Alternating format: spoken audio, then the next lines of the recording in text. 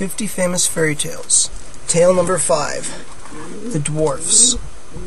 Once upon a time, a rich king had 3 beautiful daughters. About his castle was a wonderful orchard in which all kinds of trees grew. The king had given warning that whoever should pluck and eat an apple from a certain tree would disappear 100 feet into the ground. When autumn came, the apples on this tree looked so red and juicy that the 3 princesses longed to taste them. Every day they went to the tree to see if any of the fruit had fallen, but the wind blew none down, and the princesses dared not pluck any because of the king's warning. One day, the youngest of the 3 daughters said to the sisters, "Our father loves us so much that he will never cause us to disappear underground. He meant that warning only for strangers." So she plucked an apple. The other 2 sisters shared it with her, but as soon as they had eaten it, all 3 sank down below the earth. By and by the king sent for his daughters, but they were nowhere to be found. At length, when his servants searched the palace and the grounds and could find no trace of them, the king had it proclaimed throughout the country that whoever should bring back a princess could take her as a bride. Thereupon, great numbers of young men set out in search of the royal maidens.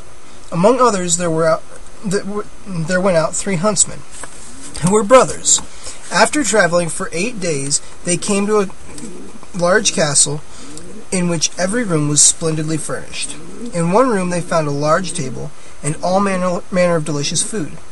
Every dish was steaming hot and seemed fresh from the kitchen, yet nowhere did they hear or see anyone. Since no one came, they ate what they liked. Afterward, they agreed that one of them should remain in the castle each day to take his ease while the 2 others sought the princesses. To decide who was to stay, they drew lots, and it fell to the share of the eldest to stay at the castle the first day. About noon, a little dwarf brought in roast meat, which he cut in small pieces. While he held some out to the huntsman, he let one piece fall, and the dwarf asked the eldest brother to pick it up. "Pick it up yourself," said the eldest brother, rudely. The dwarf did so, and as he bent over, the brother kicked him, saying, "That will teach you who is servant and who is master."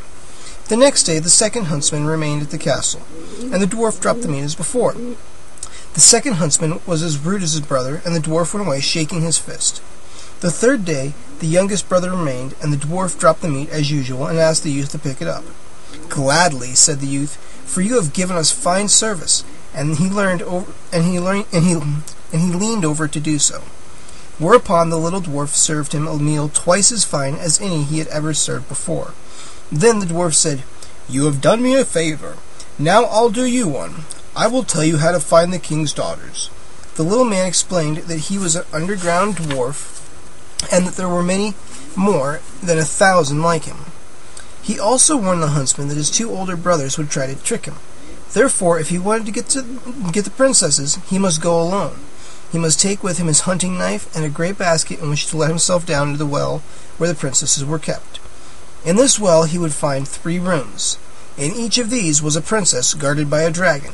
Each dragon had many heads and could be killed only by having its heads cut off. As soon as the dwarf had said all this, he disappeared. In the evening the 2 older brothers returned and asked the youngest how he had passed the time. "Oh, very well indeed," he replied. "At noon a dwarf came in and told me how to find the princesses.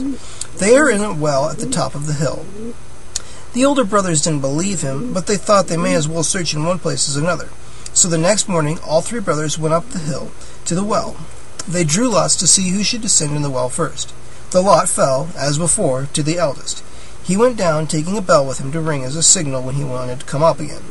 As soon as he caught a glimpse of a dragon, the eldest brother rang his bell furiously.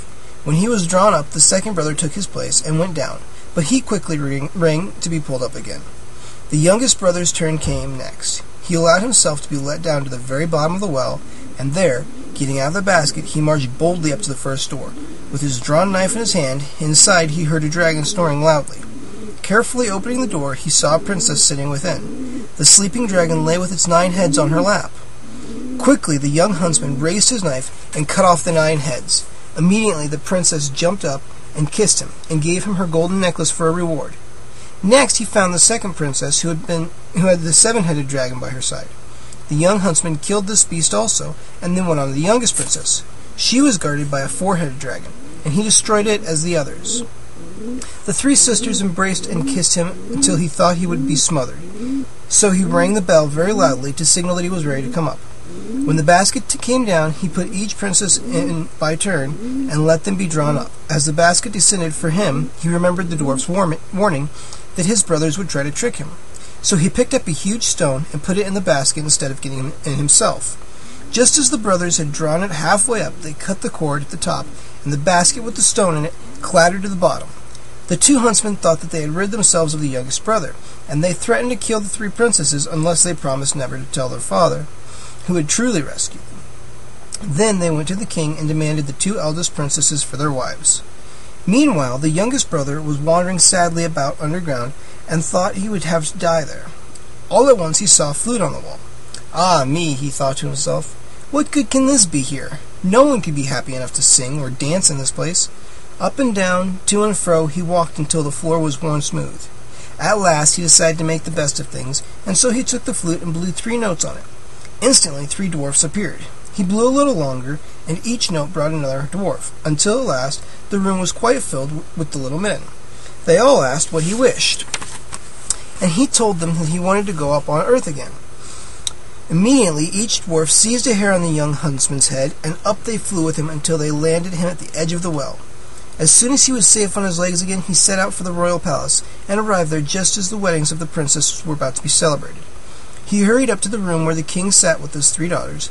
They were so overcome by the sight of him that they fainted away. Immediately, the king ordered the newcomer to be put in prison, for he thought the young huntsman had surely done the princesses